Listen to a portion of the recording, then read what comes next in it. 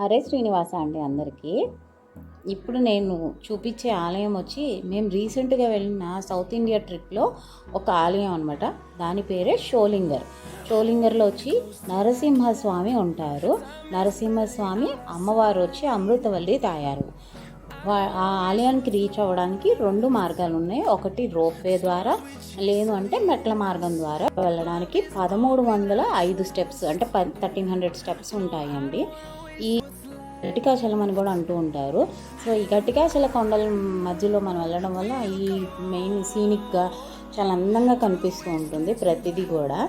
So మెయిన్గా ఇక్కడ ఈ ఆలయాన్ని 108 దివ్య దేశాల్లో ఒకటిగా చెప్తూ ఉంటారు.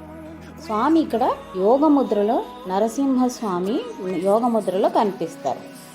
అంటే ఆయన కాళ్ళకు కూడా యోగబంధం ఉంటుందన్నమాట. అసలు ఈ స్వామి ఇక్కడ రావడానికి మెయిన్ రీజన్, హిరణ్యకశిపుని స్వామి వధించారు కదా నరసింహస్వామి అవతారంలో.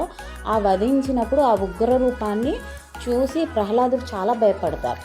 ఆ ప్రహ్లాదుడు భయపడి ఆయన ప్రార్థన మేరకు ఆయనని శాంతింపజేయించారన్నమాట ప్రహ్లాదుడు. ఆ ఉగ్ర రూపాన్ని ఉపసంహరించుకొని యోగ ముద్రలో ఇక్కడ స్వామి దర్శనమిస్తూ ఉంటారు.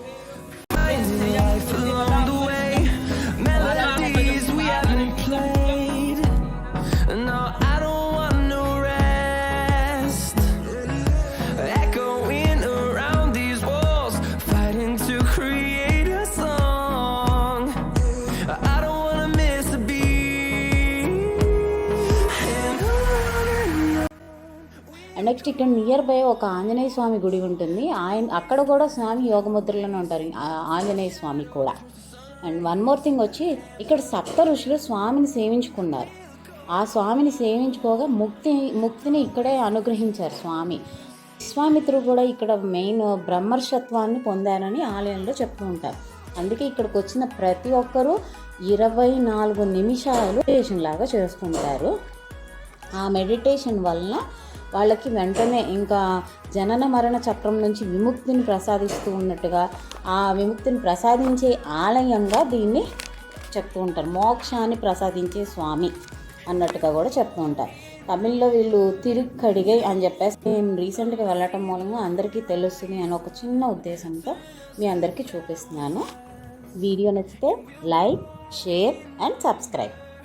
ఈ ఆలయంలో అంతా చాలా వేల కొద్ది కోట్లు ఉంటాయండి.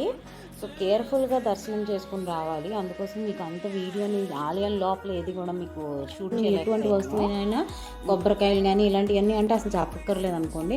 నార్మల్ హ్యాండ్ బ్యాగ్స్ ఇలాంటివి కూడా లాక్కుని వెళ్ళిపోతూ ఉంటాయి. అన్నీ ఎక్కువ కోతులు ఉంటాయి అన్నమాట. సో కేర్ఫుల్గా దర్శనం చేసుకోవాలి. అండ్ నెక్స్ట్ 3 o'clock లోపలే అది అక్కడ దర్శనం చేసుకొని మనం రిటర్న్ వచ్చేటట్టుగా ప్లాన్ చేసుకోవాలి. ఎందుకనంటే ఎక్కేటప్పుడు రోప్వే అయితే ఎక్కనిస్తారు, కానీ దిగేటప్పుడు మనం 4 లోపల వస్తేనే ఆ రోప్వే అనేది ఫెసిలిటీ ప్రొవైడ్ చేస్తారు. లేకపోతే కనుక నడిచి రావాల్సింది. సో నడిచి వచ్చాము, అది కూడా ఒక బెస్ట్ ఎక్స్పీరియన్సే. చక్కగా చూడొచ్చు.